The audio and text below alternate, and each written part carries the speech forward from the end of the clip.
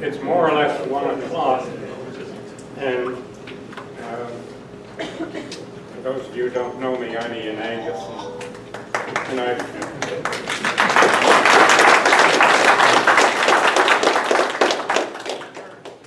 on very short notice, we called this briefing together simply to allow anybody who wishes to find out a little more about it and get from me and from us, those of us who have been involved in this matter, to explain ourselves to you. So, as I say, I apologize for the short notice, but hey, there's air conditioning in here, and that's a plus. And I would like to first convey to all of you regrets from Dean Ross, who emails me regularly, and including this morning. He, of course, is now in Guelph, where it's difficult for him to travel, and he nevertheless wishes he were here today.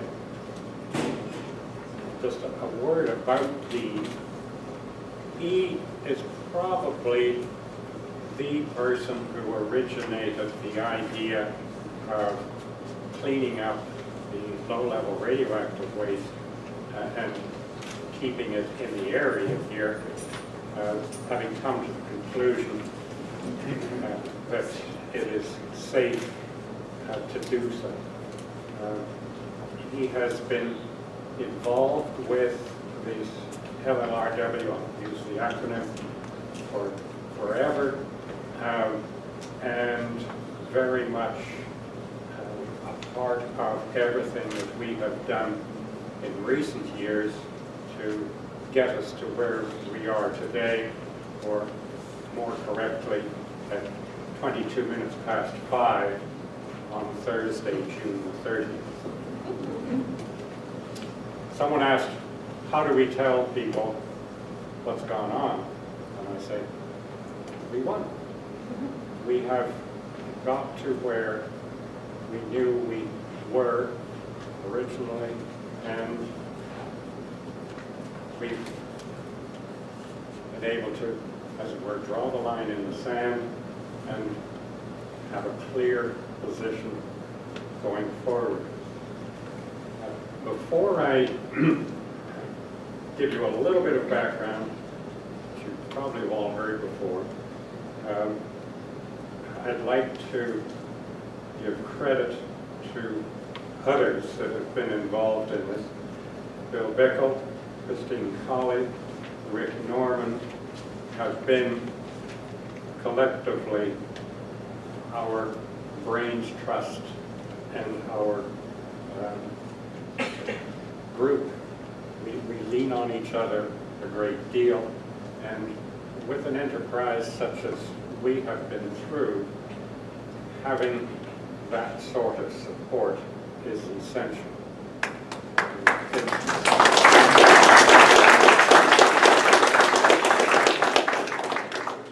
It can be a very lonely enterprise if you're taking on an institution with resources that are bottomless and positions that are thoughtless.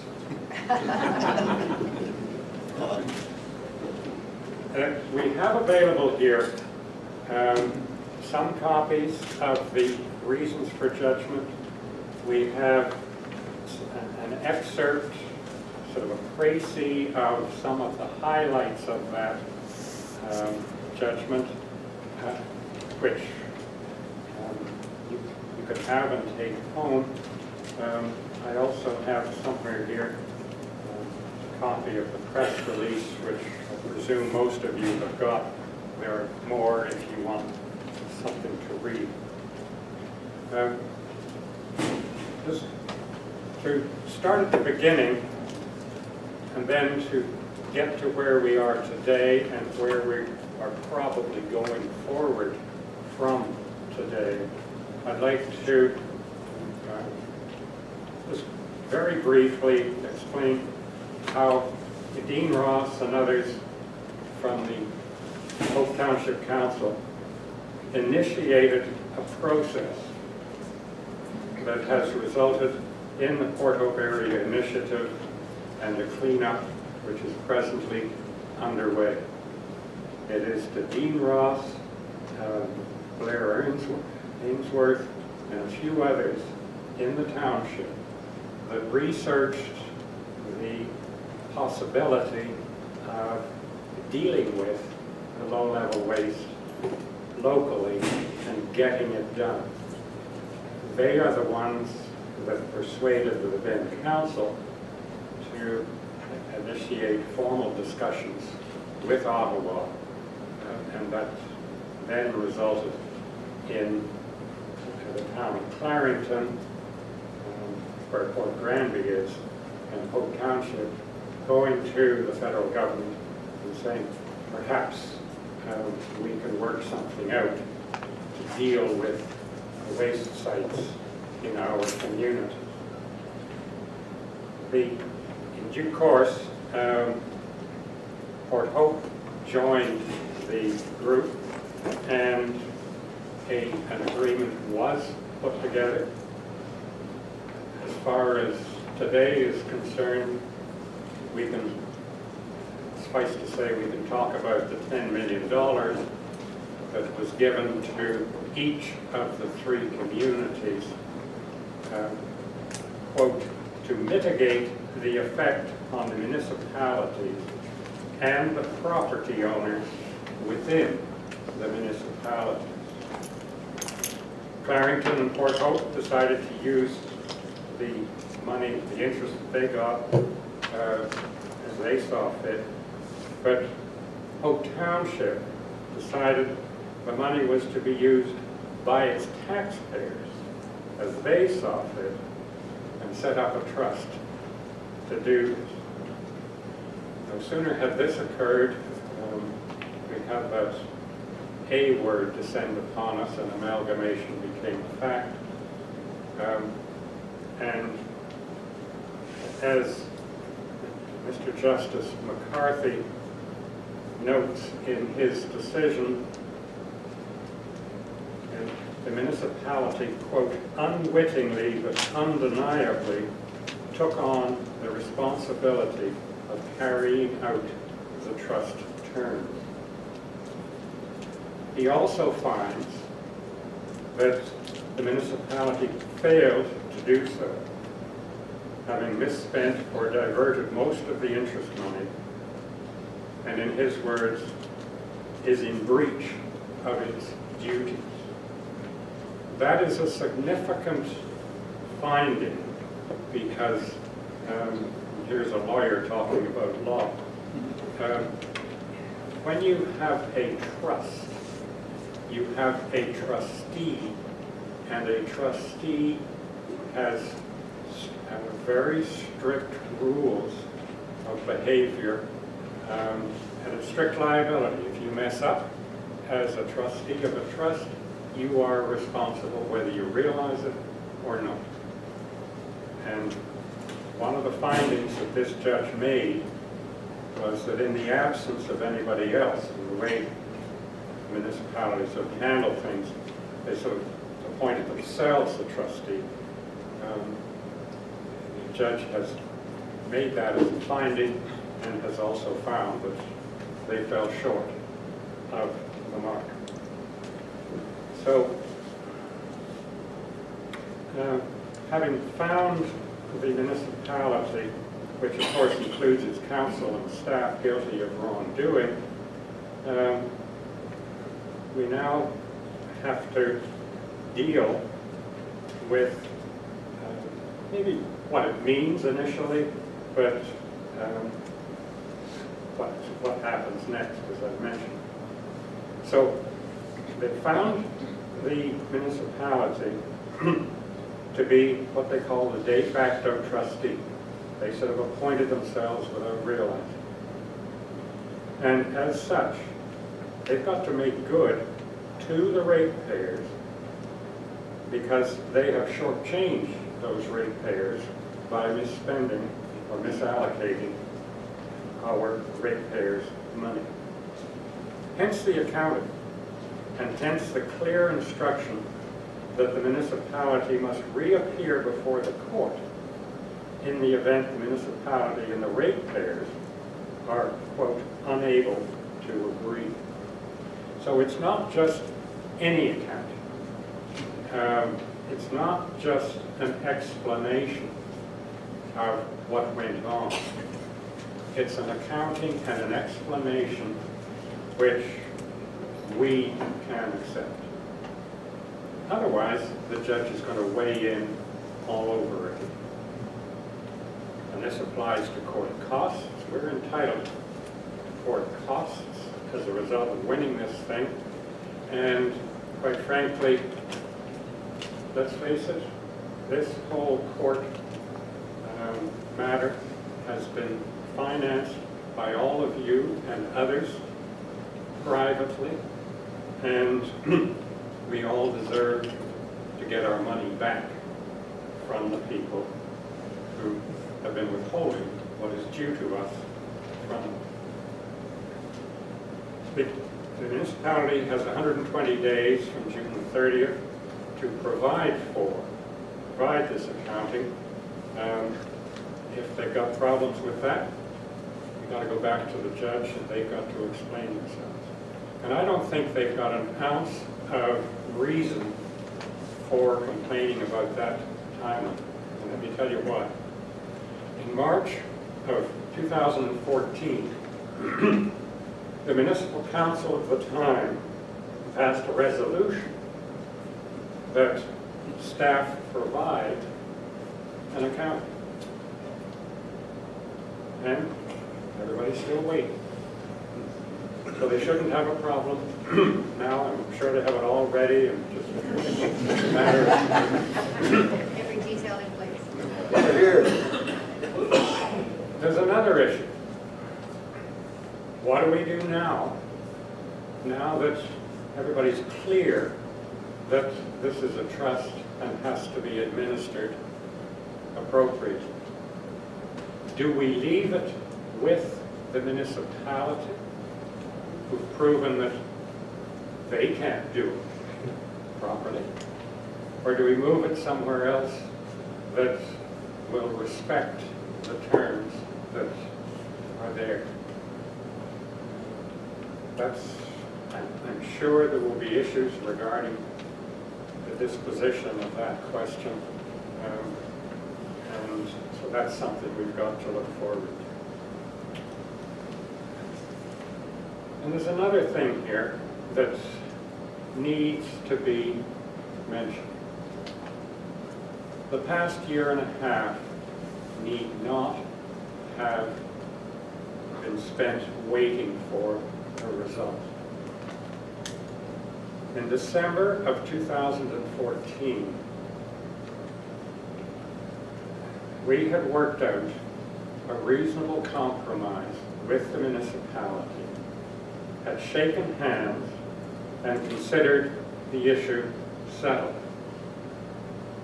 I can tell you the details of the settlement, so can Rick, so can a few others in the room, but when I flew up from Florida a month and a half later to sign the official agreement,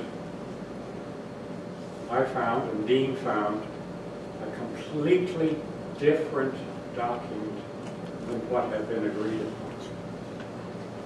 And for this, I'm sorry, but I fault the municipality totally. Why? Because everybody can change their mind.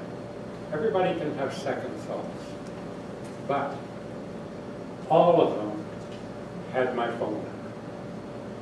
None of them so much as breathed a word that they had changed their mind. And so that calls into question the sincerity of the parties with whom we were dealing. And I don't say that lightly, because since that time, we have spent a great deal of money on our lawyers. We have been successful, but it needn't have been that way if we've been dealing with people who have been more direct in their dealings. So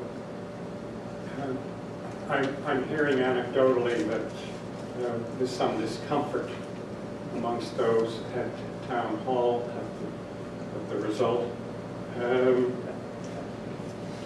And quite frankly, after what I've just said, I think it's our due to not care. If they're feeling uncomfortable now, they only have themselves to blame. If they find themselves worse off now, which they are, they've brought it on themselves. And I think when we go forward, they should bear that fact in mind. They could have had a better deal, but they chose not to. So where do we go from here? We've asked for a meeting, but the municipality is not prepared to meet with us at this point. I'm advised they are, quote, still reviewing the ruling. Now that's an excuse that can go on for quite a while if needed. Another councillor has expressed herself thus, quote, all needs to go through process, unquote. We've been 2 years in process. I got 28 pages of process. But never mind. That's where we are. So we are due our costs, having to go to court. We are due the accounting, and we are due our money back into the trust. And maybe going out on a limb here, but based on figures which we have obtained from the municipality, although the municipality hasn't put them together, the different pieces of those information add up to a sum in excess of $4 million that needs to be returned to the fund. So it's a significant change of circumstances for the municipality, let's just put it that way. And it means for the future, we will have a fund of not $10 million, but a whole lot more than $10 million to be used to reduce the taxes that the municipality is so keen to have from us every year. The trust, as it's now constituted, every trust, not every trust, but trusts like these have to end sometime. And that sometime in this case is April the 18th, 2022, 5 years from now, approximately. At that time, the judge has already put in his ruling that the town, if the town is the trustee then, or the then trustee of our trust, is to go before him and ask directions as to what to do next. So in summary, what have we achieved? We have taken this issue away from the council of the Municipality of Port Hope, and we have made the arbiter of this whole matter the courts. And that will continue for the duration of this trust and whatever happens in 2022. So, a while ago, we started off and thought we were doing something good for the township, and here we are, we got it back.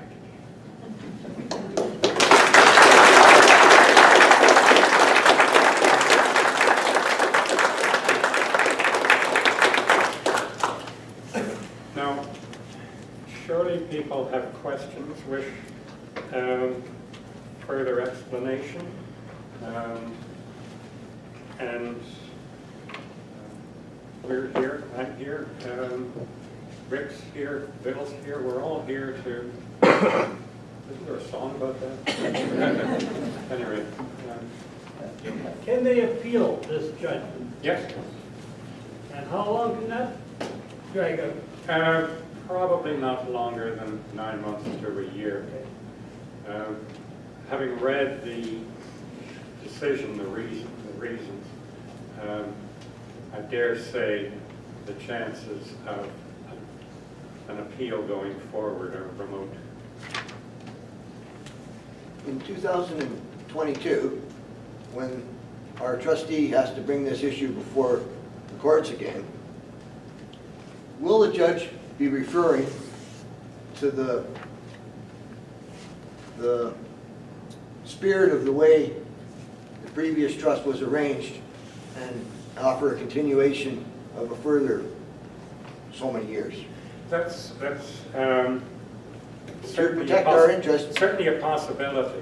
like But- the uranium staying here for a long time, maybe this should too, to balance it out. One of two things, or one of several things can happen. If there's no deal made, the trust is distributed. All the ratepayers get a piece of it. The existing ratepayers, The ratepayers in 2022. So you got to live that one. no, I can never be much forward.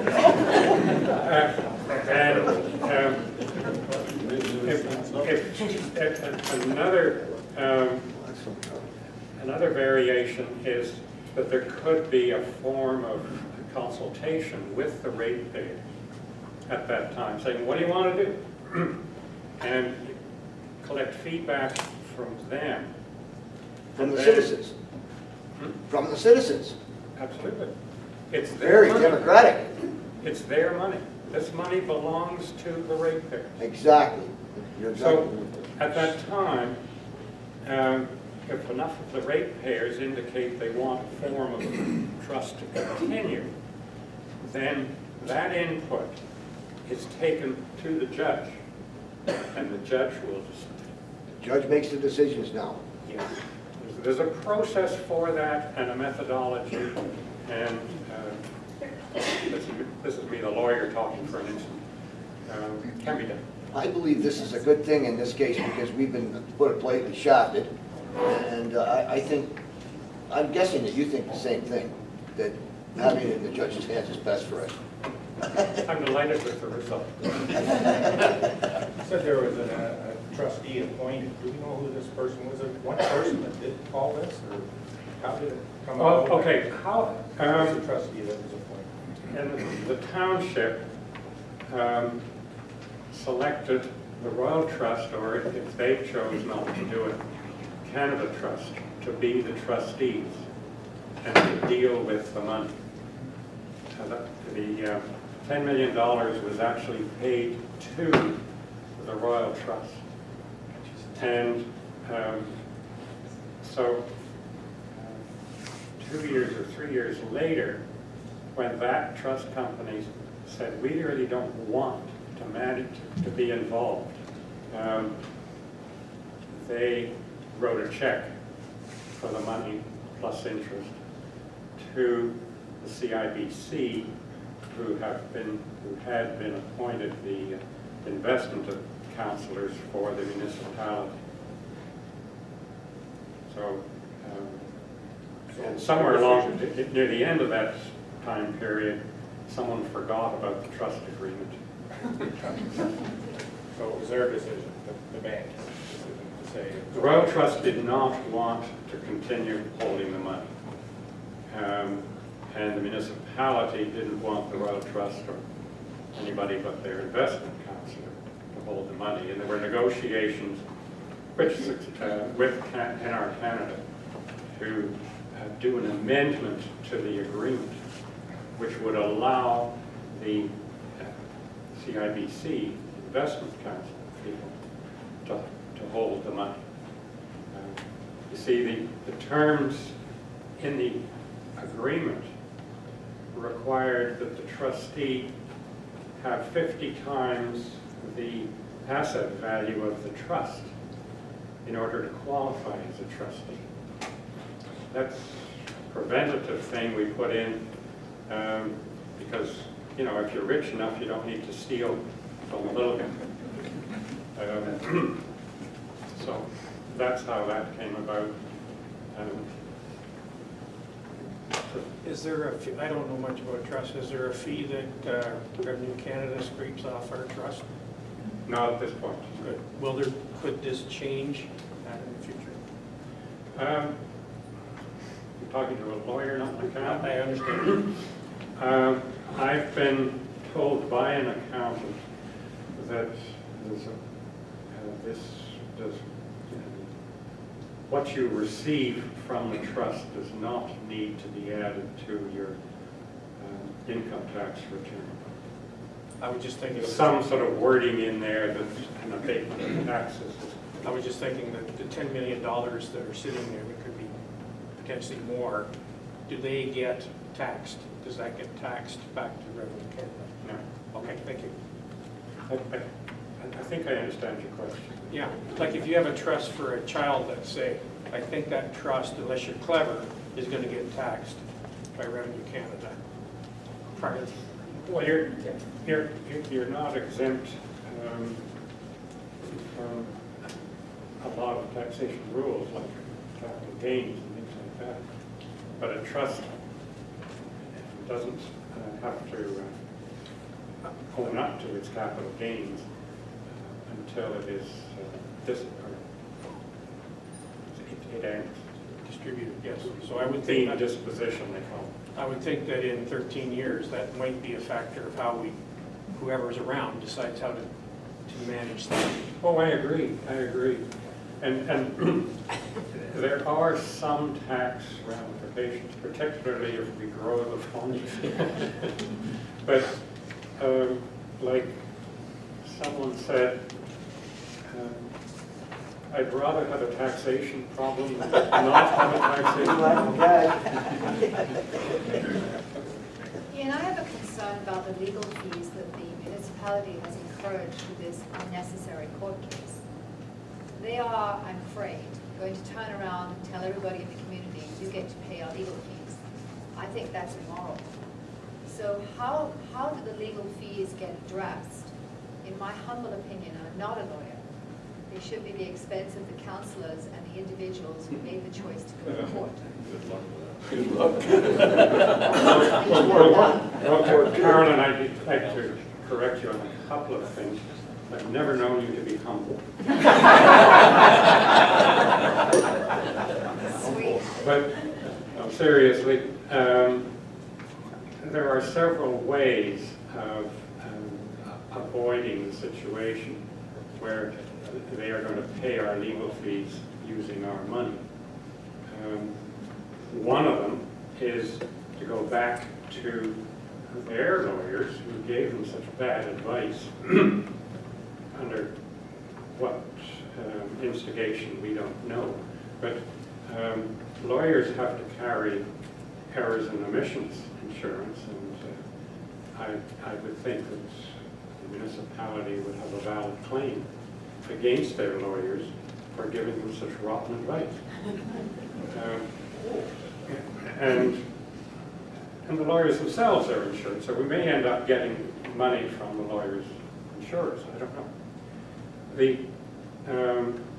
The other source is that the municipality may have insurance on their own ends. If they do something that people accuse them of being stumblebums about, their insurers often will come to their rescue and pay the resulting damages. So there's another source. But if you're thinking of the councillors should pay it themselves, which for a lot of us would say that this is sort of putting the equities where they should be, it works out to $1,000 per councillor per year in office. So even they can do the math. And Okay, I'm sorry. Can we as ratepayers demand that council never use this law firm again that represents us? That's another issue. And by the way, Bill Bickle was on our council. John was on our council when we put this whole thing together. So, we can all run for office, pick them out, then make the changes, but that's the way we're going to have to do it. I think you may have covered my comment, if you will, previously, but you mentioned that there's approximately $4 million of interest accrued on the 10 million that would be due back to us. Is that? Back to the fund. Yeah. Again, where would that money come from? I mean, the town going to turn around and raise our taxes? A lot of it we know because in cross-examining the municipal representatives, a lot of it is sitting in a reserve and unspent. Because the practice adopted by the municipality, this whole subject is full of irony. They took a lot of the money and they put it in the building reserve. Now, since amalgamation, there has been no building built in Ward 2. That's where the money went. And so a lot of it is sitting right there. Yeah. Ian, I understand in 2001 when we amalgamated, Hope Township had nearly $1 million in reserve. Correct. And one of the reasons we were amalgamated was because we were a small township of about 3,800 people. If we get this $10 million back and $4 million in interest, and our population has increased maybe 10%, but our reserve fund has increased about 1,400%, would we not be viable as a municipality again? Like, is this enough to approach the province to say we have just cause to reverse the amalgamation? I believe that process has to start with the municipality, which you're bound up with, saying we want to get rid of it. If you're asking, is this the opportunity to ask the powers that be downtown if they want to get rid of us, that's a good point. They may wish to trade some money for our get out of jail free. Ian, so if there's $4,000 in a building fund somewhere, there has to be interest on that money. 4 million, excuse me. So would they have put it in some kind of account that actually gains some interest? Because that's quite a chunk of change. There are 3 or 4 interest-bearing accounts that the municipality maintains. There's a relatively small one for the cemeteries, which we can all understand, and an account for the Ward 2 LLRW fund, an account for the Ward 1 LLRW fund, plus the proceeds remaining from their sale of Port Hope Hydro.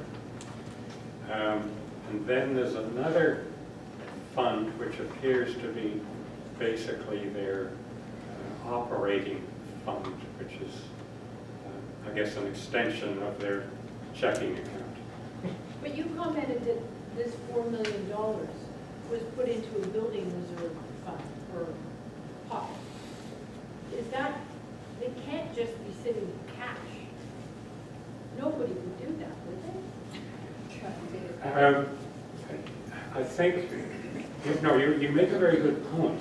I would think that there has to be some interest that's being made on this $4 million that's sitting in a building reserve position or pocket for Ward 2. And I would think after however many years, there'd be quite a bit of interest occurred on that money. let me provide an answer that's going to confuse you about as much as it's confused me. There are books, and they have different reserves on their books. They say from time to time that they have put the money into reserve on their books, but not taken the money out of the interest-bearing account, so that the money in the interest-bearing account can bear interest even though it's on their books over here. And so that when money comes out of the building reserve, it doesn't come out of the building reserve. There's a book entry that says it's come from somewhere else, but now we're taking it out of here. So they pay Confused? Peter, or take it from Peter to pay Paul? Yes. Okay. Yeah. And that's all part of the single set of books that Port Hope maintains that has at least 3 different versions, depending upon what time of the year you're asking the same question. And I say that a little bit lightheartedly, because when the municipality secretly removed a chunk of money in 2015, they removed $550,589.19 from the fund. And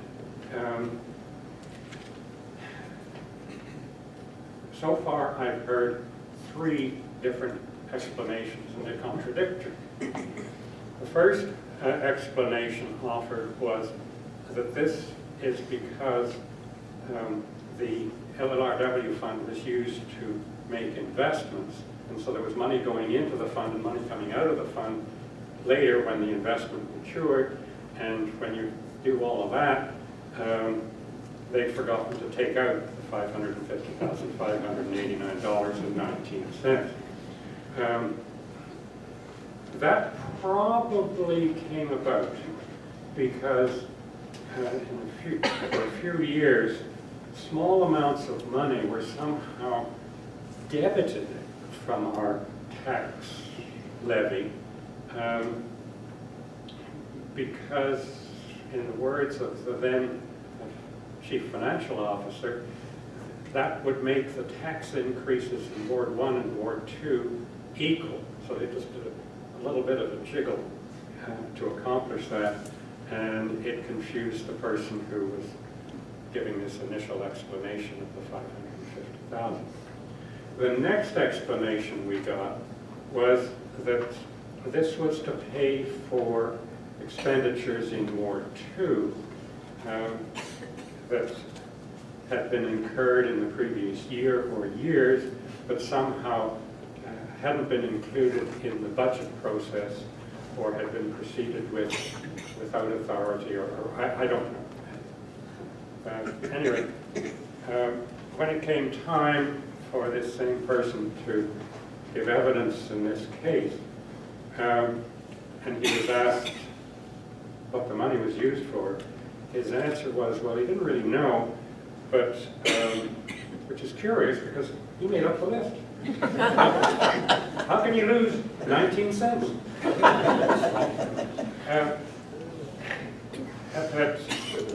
A chunk of it, about $300,000, was to be attributed to reducing our taxes in 2012. There are 2 reasons why he was wrong there. Firstly, there's nothing in the tax rating bylaw that authorizes that.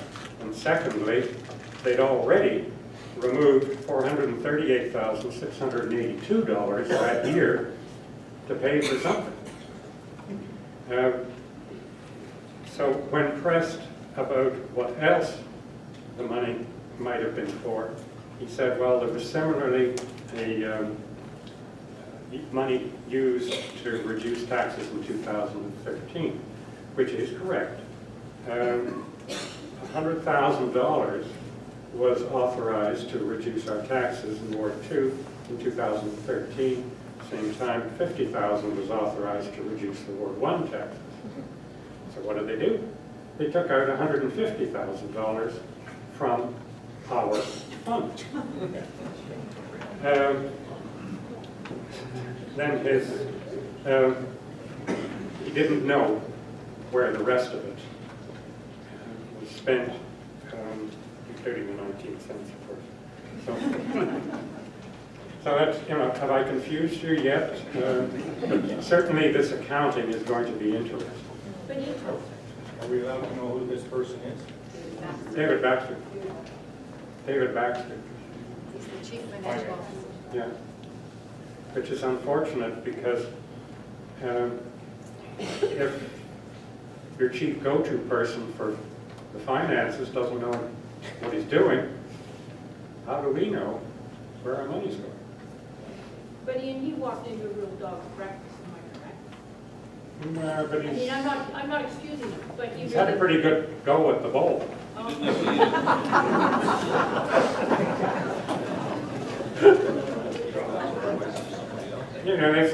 mean, let's be candid, this $550,000, $580.19 is a significant amount of money that has been taken out without any form of authorization or seeming purpose. And it worries people like me. It should worry you. How was he allowed to do this? That's the question. I think it's a lack of accountability. And why that accountability isn't there, why our elected representatives are not requiring staff to be accountable, is something, quite frankly, that we all have to ask. It was $3 million each. Couldn't there be any charges levied against these people that fraudulently took their money? No, it's not, this is not a fraudulent matter. Fraud is a very, very serious word. So we try to stay away from references of that nature.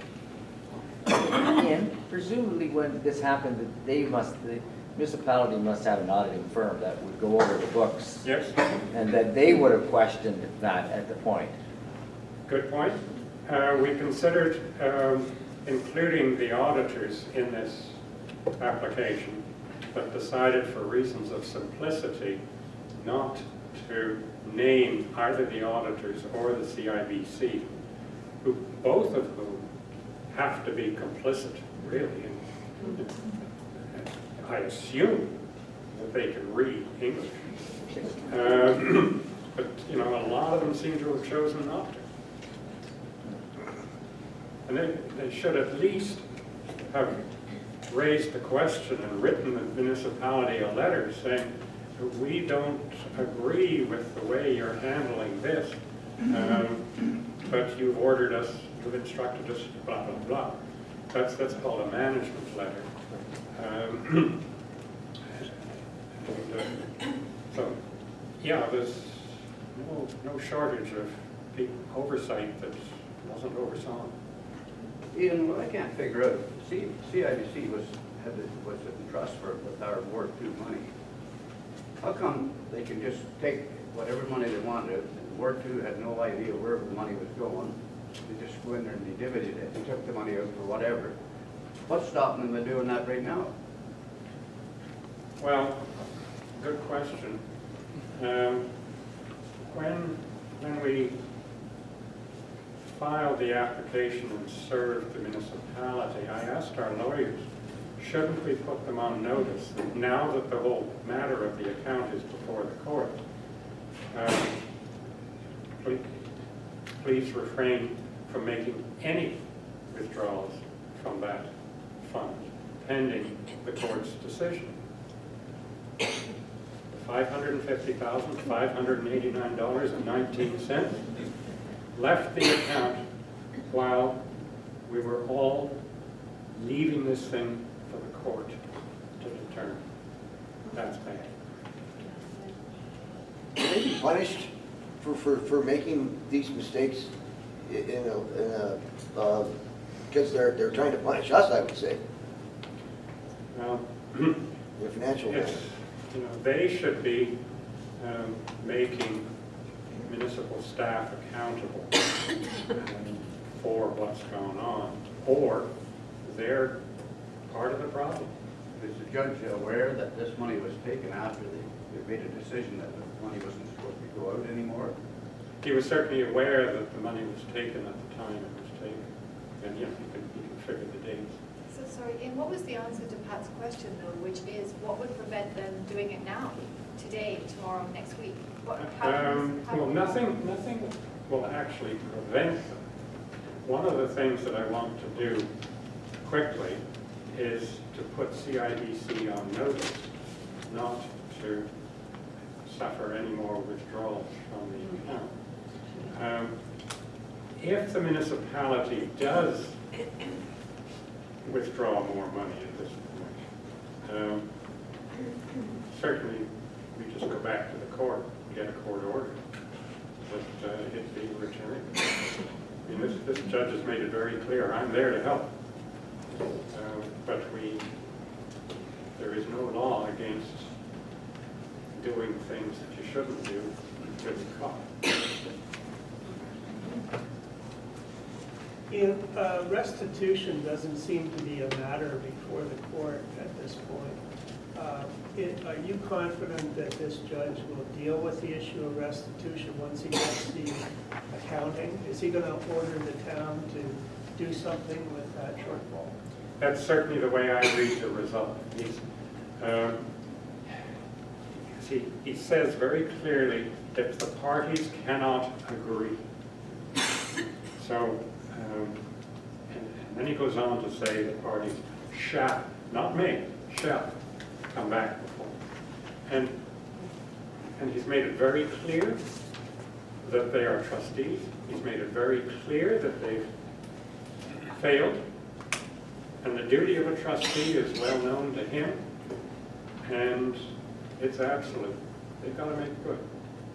So what they put forward as their offer, as it were, of restitution, is something that we will all have to look at and decide if it's adequate. And it's, they may try to bargain. I really don't know what their approach is going to be. Other than to say I'm disappointed, I would have expected by now at least a phone call or something saying, well, thank goodness this matter has been clarified. We apologize for the fact that we had to go to this extent, but now we all know where we are, and that sort of thing. But I sort of doubted that that's going to occur. Are the two lots of $10 million, did they come together with CIBC, or are they under separate numbers, separate ID? Separate numbers, separate ID. Okay. I can get to the management ID numbers if you wish. And one was set up in 2002, and the other was 2003. But we have all the paperwork. Is Ward 1 still up there, full 10 million? Oh, yes, yeah. And interestingly, that 10 million, although not in a trust, was for the purpose of benefiting the ratepayers in Ward 1. And didn't have to go to reduce their taxes, but it had to be used exclusively for the benefit of Ward 1. And they've been messing that up, too. That's the fund to be used if they want to build a new police station, a new water tower, or whatnot. And by the way, you need to know that Ward 2 LLRW money has found its way into both of those projects. Ian, back then, like when this all took place, we had a different council, different mayor and everything. Now that this council that we got now and mayor, do they have to go and make this right, or? Yes. Sure. Whether they inherited it or not, that's why they're getting paid the big bucks to deal with this sort of thing. So Yeah, you mentioned that we have to sit down and negotiate with the town on this matter now further on. As you and I both know, the town loves to write what they want into agreements. Is there any way we can have a nonpartisan person attend all these meetings to take notes and write up the final agreement where the town has no handwriting involved in it? Well, I can tell you we have one such an independent arbiter who will get to write the final version. And his name is Mr. Justice McCarthy. So the town won't be able to take after midnight, change everything to what they want to suit them, the way they have in the past. Because it says in the order, you shall come back for me to address anything on which you cannot agree. It's a very powerful tool. I certainly don't intend to misuse that offer, but certainly it's there to protect us. I got 120 days to come back to the justice and tell them what way they want to do this. When will that start? I know the 120 days runs from June the 30th, 2 weeks ago. And that is the time period within which they have to produce the accounting of all the interest earned by the fund and all of the payments out of the fund.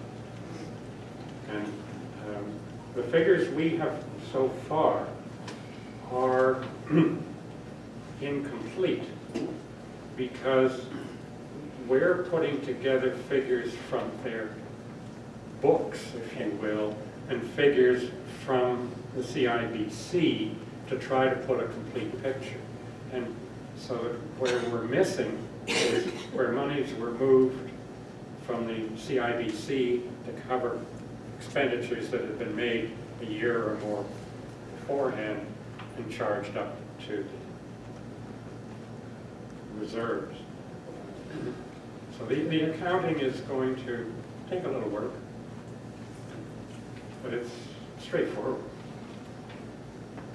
And you said that you hope to have a negotiation or expected a negotiation between the town and exactly whom? Who represents the people whose money has been misappropriated, i.e. the former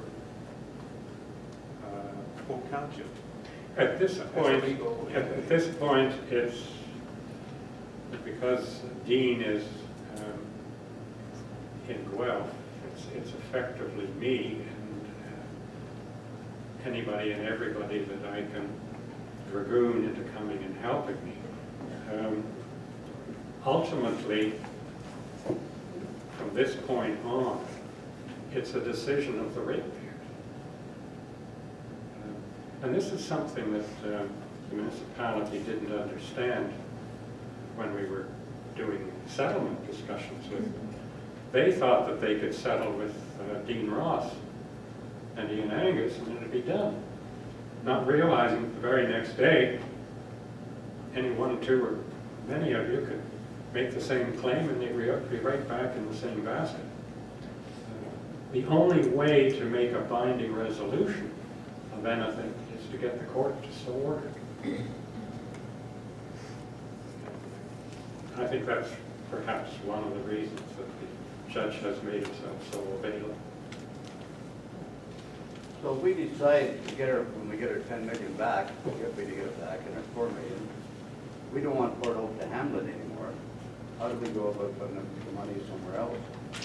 We chat up a reputable trustee, maybe a trust company or something, an institution of that sincerity and value, and arrange to move the funds to them and have them manage it. Because it's aware that we can't trust them. Well, they certainly haven't demonstrated themselves to be honorable in handling our money. So it seems natural that we're going to have to move it elsewhere. Ian, once we have an independent person looking after the trust, will they decide what amount of money is going to be put towards our taxes to reduce it? And if they do, can we somehow convince the town, the municipality, to put those two numbers on our tax bill showing what we're actually paying, and what we pay and what they take from our fund, and what the reduction is? Well, that certainly sounds eminently sensible. And I don't see any reason why it can't appear on the tax bill. One of the excuses I've heard is that there aren't enough lines on the tax bill. But the actual arithmetic, and Rick Norman, he can take you through this. He knows more about this than the people down in City Hall, how to do the calculations. You set up the amount of money due on the tax levy from each ward, having tapped Ward 1 with its policing costs and Ward 2 with its policing costs, as a for example. And then the common part. And then you say, well, we're going to reduce this chunk by X dollars, which we're going to take from the trust. And so the tax bill then would be calculated on the reduced total. How you're advised of how much your bill has been reduced, put in a line or a note or explanation or whatever. It's got to be done in a way that's fairly efficient and doesn't drive them to distraction arithmetically. So, I mean, it's a fairly simple thing, programming-wise, to put that amount on the tax bill. Whenever I hear Mr. Baxter say that there isn't enough lines or something, I want to scream. Because I've programmed that stuff for 30 years. I know what can be done. well, and Rick, I'm probably going to need you to help me here, but the tax rating bylaw, the way these things happen, the bylaw ends up a page and a half later setting the mill rate. And then the mill rate is put in the calculator and the handle turned and out pops your bill. And so in order to do that calculation and present it in a fashion that they can pass in a bylaw, somewhere or other you've got to identify the chunk of money. And As they a just chunk. adjust the mill rate, just showing you what the mill rate is we're actually paying and what the mill rate is on our tax bill. Anything's possible, Rick? The rating bylaw for the last couple of years has actually identified the amount of interest from each of the two $10 million funds that has gone towards reducing the levy in each ward. But as Ian pointed out, after they get that smaller total, then they calculate the tax rate. And after that, it's like a sausage machine. They feed in the tax rate at that point, and out pops your bill. So I can understand Mr. Baxter's point about trying to change the whole system. But you can actually fairly easily calculate by going through a number of finance documents that go to budget committee, plus the tax rating bylaw. You can find out what the effective discount was. It's not easy to find it in the tax rating bylaw. You can't find it on your bill, but with some serious detective work, you can come up with that number, and I'd be happy to show you how that can be done. But isn't it just an adjustment of the mill rate? Well, in fact, The municipality doesn't calculate the mill rate before applying the LLRW interest. So from their perspective, they only have one mill rate. That's the one that shows up on the bill.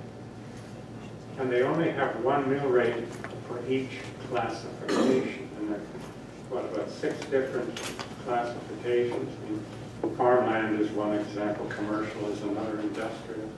And some tax bills will have components of all of those things. As to how the trustee would act, I can't say for sure, but it seems to me logical and simple. If the trustee could tell the municipality, I have $300,000 available from last year to reduce the taxes, and the municipality can then say, fine, we'll use $275,000 of that, or however much they decide. And when the municipality has passed its rating bylaw, you can show that it's reduced our tax allotment by that amount. They can send a copy of it to the trustee. Trustee puts it in the file, issues the check, boom, they're done. They have paper to cover why they issued the check, and it's so it can be done, but we have to sort of work that out.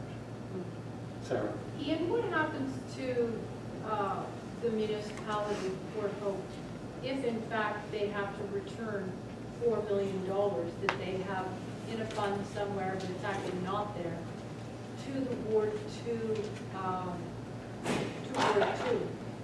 Does this have the potential of bankrupting Port Hope, or can it really damage the municipality?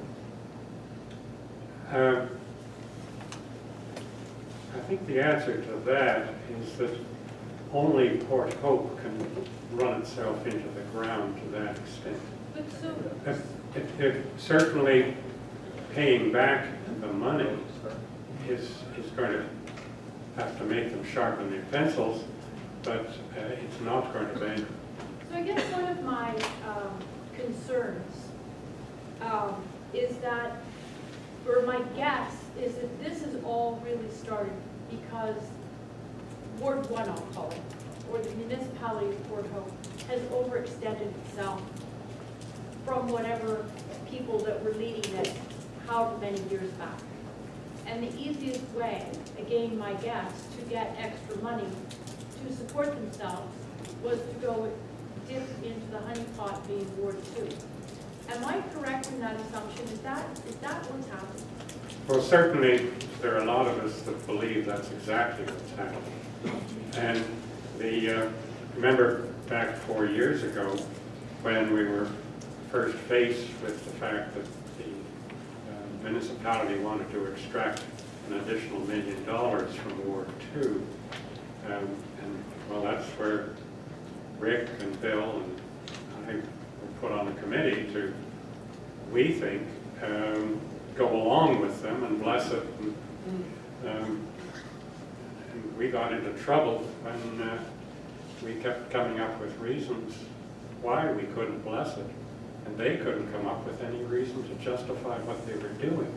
But at that point,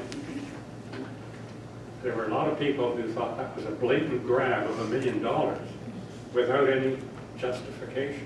And so that, Ian, they couldn't justify to you why they needed that $1 million? No, we asked, and we asked, and we asked, and we asked. And it was out of those questions that we kept asking them that we began to realize the significance of the LLRW money that was being diverted and misspent. And so we decided to treat the LLRW fund separately from our complaints against the arbitrary rise of taxes. But it originated out of the same thing, and it amounts to the same thing. We're being overtaxed. So I know that one of the issues in Ward 2 is that taking care of our roads is a very large component of money needed compared to Ward 1, or at least that's what I've been led to believe. Has that been documented? Is there documentation of, let's say we cost, I don't know, $400,000 and Ward 1 takes $100,000? Like, I'm just pulling numbers out of the top of my head. Has that been documented? Do you know? As of this year, it is my understanding that the Works Department is able to discern what work is done in Ward 2 and what work is done in Ward 1. Only this year? Yes. Wow. Yeah.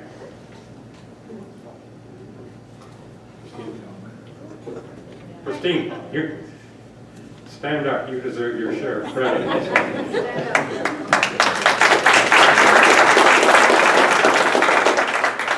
So my guess is when Ward 1 people find out about this, and I hazard to guess that very few of them are here today, that they're going to be concerned that this is going to mean that their taxes now are going to go up to pay back this $4 million. However, the town's LLRW trust fund, which has $10 million sitting in it, is now since what, 2009, they're legally able to do whatever they want with that money. Couldn't that $4 million just be paid out of that money to repay our trust fund, and then nobody's taxes would have to be raised? Well, let me give you a couple of answers to that one. First of all, that money was to be used for the exclusive benefit of the ratepayers of Ward 1, so it would be improper to use that money or the interest from that money to pay back Ward 2 fund. They have other monies they can use to do that. And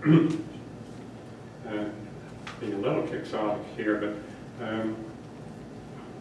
there is an argument to be made that their $10 million ought to be transferred to Ward 2. Why? Because the waste that was to be stored in Ward 1 will now be transferred to Ward 2. And at the end of the cleanup process, Ward 1 will technically be in the position described in the agreement as being a community that does not have any low-level radioactive waste and therefore is not entitled to the $10 million for having it stored there. So don't waste it. We may want it later.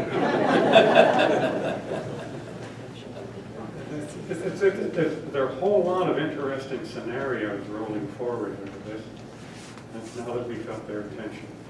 The interest rate on the 10 million, do we know what that is? Is it a fixed rate every year, the same, or is it fluctuating? No, it varies. The CIBC seems to be operating their management by pooling these funds with all sorts of other monies and buying corporate bonds and treasury bonds and this bond and that bond, fixed income securities as opposed to shares. And they do very well, to be honest with you. In this environment, the interest that they have been achieving on the fund last year, I think, was 3.7%. A couple of years earlier, it was 4.1%. Now, this doesn't compare with the heyday of interest rates, but I think a reasonable person would say they're doing a very creditable job, bearing in mind what they've got to work with. How can we ensure that our trustee down the road in 22, let's say, invests our money in sure bets like what you're talking about instead of risk ventures? When you're or higher risk ventures. when you're appointing someone to look after your money, you are generally required, and even if you're not required, you ought to lay out the rules. And in this case, one of the rules is no equities, all fixed interest. That may be a good rule, it may not be a good rule, but that's the rule. It's a safe rule. Yeah, I think that's the leading principle with regard to these funds. Very good. They sacrifice growth for solid, for being solid. And any the entity managing money will expect to have a set of guidelines within which they operate. Thank you. So Ian, that's almost $150,000 a year. I'm sorry? That's $150,000 a year in interest. Am I correct? You said 3.7? 3.7% on 10 million is $370,000. Sorry, I was doing it on 4 million. I'm stuck on that 4 million. Well, you know, once we get that back, we'll have 14 million or something like that. So that we'll get more than $370,000, we'll get 40% more. And the way they're charging us for taxes, we need it.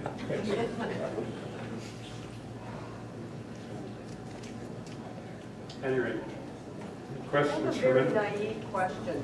Is there any way to roll back our taxes? Yeah, leave. I don't want to do that. I think Rick did a bit of an analysis the other day about our tax rates in Ward 2, and we're 20% higher than the taxes in Hamilton as we are at this point. It's just not a good scene, and it's very hard for us in Ward 2 to prop up Ward 1, it seems. And it's a burden that's not going to go away until there's a change in attitude as to the way they spend money down there. My question might be more for Rick. Is this decision going to have an impact on the shared services meetings that are taking place right now? Oh, I think candidly, absolutely. You know, we're going to be understood to be the group that's fleeced them. Yeah, no, there's some ramifications that are not pretty. But it's better to have done what we have done, in my view. I still think what we've done is right, but I'm just afraid that they're just going to go ahead with taxing us to the hilt. I think your concern is very justified. Speak to your local rural councillors. Where are our councillors in all of this? 3 out of 4 elections, What council? there was no voting for our councillors. But still, they're not here. This is a pretty significant event in the They weren't voted in. circumstances that Ward 2 is in. Where are our councillors? And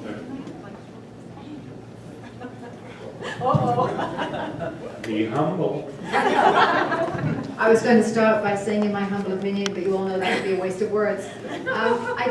I'm a member of the community, I'm a resident of Hope Township, and I just feel very strongly that someone has to say on behalf of all the people who live in the community, not just in this room today, a sincere, genuine, important thank you to the 4 people who've carried the weight of this effort over the last 3.5 years. These people have given up their personal time, their personal lives. They've given huge amounts of energy, time, effort, and contribution to our community. What they've just won is staggering.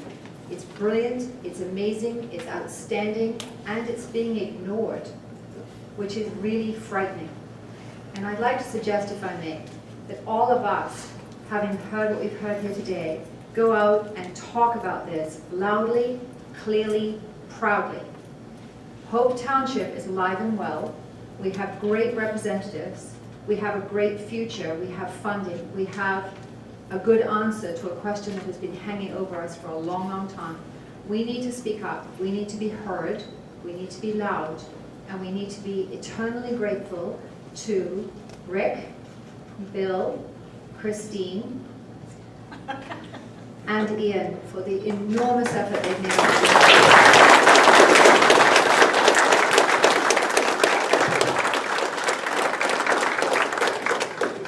Just one last word, and I had it here in my notes and didn't, sorry, I should have covered it earlier. There has been a tendency to personalize this issue. Which I think all of us can quite correctly deplore. This issue is something that concerns all of the ratepayers of Ward 2, and the efforts and the outspokenness of one or other of those ratepayers cannot be used as an excuse to aim reprobation against anyone. So I would like to have you remind everybody as we go forward that this is not a personal issue. This is an issue that pertains to us all. And that will help us with the discussion regarding common and special. And somehow we have to make sure that we're all on the same page and stick with the issues and avoid the personality. So that's my last thought of the day. Is there any further questions? Anything? That's great. If not, it's great too. Thank you all for coming. It's been a pleasure.